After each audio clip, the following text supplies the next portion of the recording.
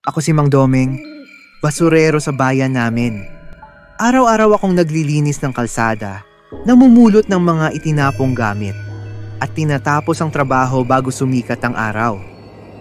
Isang madaling araw, habang nagwawalis sa eskinita, may napansin akong lumang poster sa pader.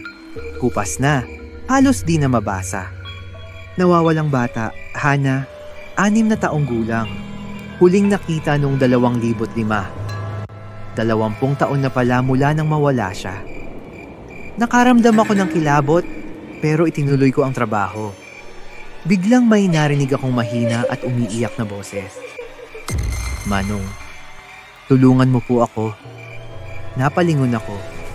Walang tao. Sa tambak ng basura may isang lumang kahon na gumagalaw. Dahan-dahan kong binuksan. Isang lumang stuffed toy at sapatos ng bata ang nasa loob. Biglang lumamig ang hangin. Manong, nakita mo na ako. Napatingin ako sa salamin ng sirang sasakyan sa harapan ko. At doon ko siya nakita, isang batang babae nakatayo sa likuran ko, nakangiti. Hindi siya naglalakad, hindi siya humihinga, at wala siyang anino.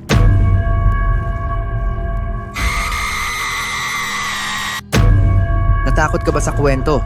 Comment yes kung oo.